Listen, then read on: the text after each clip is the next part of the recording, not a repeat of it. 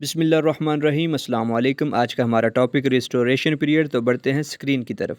Restoration as का time period 1660 से लेकर 1700 तक है। हमें मालूम है कि प्यूरिटन एज के अंदर इंग्लैंड के ऊपर किंग्स की हुकूमत नहीं थी, बल्कि पार्लियामेंटेरियंस ने इंग्लैंड को रूल किया था और उनके लीडर थे ओलिवर क्रोमवेल। और हमने प्यूरिटन एज के अंदर एक पॉइंट पढ़ा था कि ओलिवर क्रोमवेल ने चार्ल्स सेकंड को, जो कि चार्ल्स फर्स्ट के बेटे थे, उन्हें स्कॉटलैंड के अंदर जाकर 1651 के अंदर डिफेट किया था और इसके बाद वो 9 सालों के लिए जाकर फ्रांस के अंदर छुप गए थे। लेकिन जब रिस्टोरेशन पीरियड शुरू होता है तो वो दोबारा से आ जाते हैं, क्योंकि प्यूरिटन एज के अंदर रंप पार्लियामेंट और बेरबर्नियस पार्लियामेंट ने कोई इतनी अच्छी खास पॉलिसीज नहीं बनाई होती, जिसकी वजह से इंग्लैंड की जनरल पब्लिक को ये लगे कि हमारे लिए मोनार्क के सिस्टम से यानी किंग के सिस्टम से बेहतर है कि पार्लियामेंट का सिस्टम रहे। और 1658 के अंदर जब ओलिवर क्रोमवेल की डेथ हो जाती है और इनके बाद इनका बेटा रिचर्डसन आता है, वो भी आकर कोई खास पॉलिसीज नहीं बना पाता, जिसकी वजह से इंग्लैंड की जनरल पब्लिक पार्लियामेंट के सिस्टम से मायूस हो जाती है और वो चाहते हैं कि दोबारा से हमारे ऊपर मोनार्क का सिस्टम ही आए।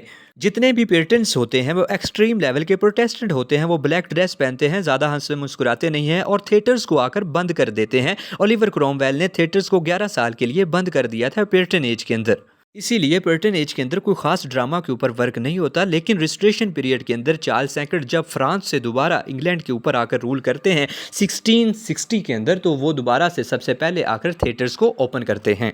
हमें मालूम है कि इंग्लैंड के ऊपर जितने भी किंग्स ने रूल किया है उनका तल्लक रॉयल सिस्टम से होता था, यानी रॉयल फैमिली से होता था। 1660 के अंदर जब पार्लियामेंट का सिस्टम इंग्लैंड से ख़त्म हो जाता है और दोबारा से मोनार्की आना शुरू होती है, तो इंग्लैंड की जनरल पब्लिक यही देखती है कि हमारे ऊपर हुकूमत करने के लिए अब किंग रॉयल सिस्टम कहाँ से लेकर आएँ। तो उन्हें मालूम होता है कि चार्ल्स सेकंड, जो कि चार्ल्स फर्स्ट का बेटा, जिसे ओलिवर क्रोमवेल ने 1651 के अंदर डिफेट किया था, वो पिछले 9 सालों से फ्रांस के अंदर बैठा हुआ है, उसे वो दोबारा से लाकर अपना बादशाह बना देते हैं और वो इंग्लैंड के ऊपर रूल करना शुरू कर देता है और 1660 से रिस्टोरेशन पीरियड शुरू हो जाता है।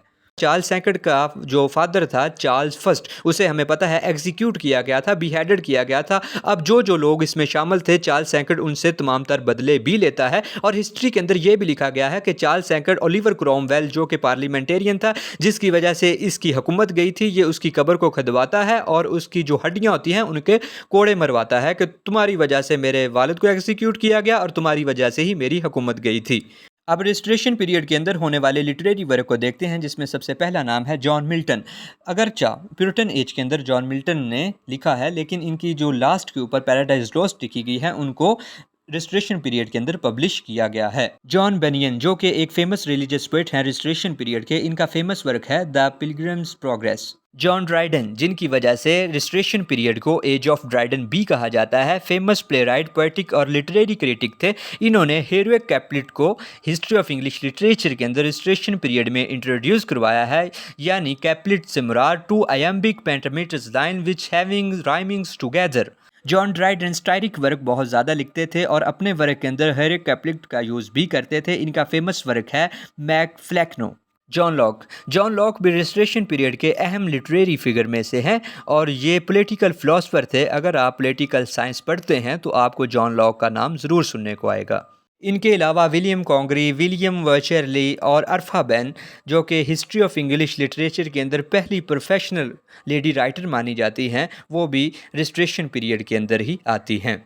यानी रिस्टोरेशन पीरियड के अंदर इंग्लिश मोनार्की दोबारा से आई है, थिएटर्स की रीओपनिंग हुई है और फ्रेंच लिटरेचर जो है वो इंग्लैंड के अंदर आया है। फ्रेंच लिटरेचर किस तरह से आया है हमें पता है कि चार्ल्स सेकंड 9 साल के लिए फ्रेंच के अंदर ही रहा है और फ्रेंच से ही आकर इसे इंग्लैंड का किंग बनाया गया है, जिसकी वजह से उसे फ्रेंच लिटरेचर जो है फ्रेंच स्टाइल में लिखना ज़्यादा पसंद था। इसके अलावा फेथ और हेरोइक कैप्लिट को इंट्रोड्यूस करवाया गया है और कॉमेडी ऑफ द मैनर्स को इंट्रोड्यूस करवाया गया। और इस एज के अंदर, इससे पहले यानी प्यूरिटन एज के अंदर, जब प्रोटेस्टेंट्स की इंग्लैंड के ऊपर हुकूमत थी तो सेक्सुअल रिलेशनशिप के ऊपर बात करना बुरा समझा जाता था, लेकिन रिस्टोरेशन पीरियड के अंदर सेक्स के ऊपर बात करने को भी मायूब नहीं समझा गया।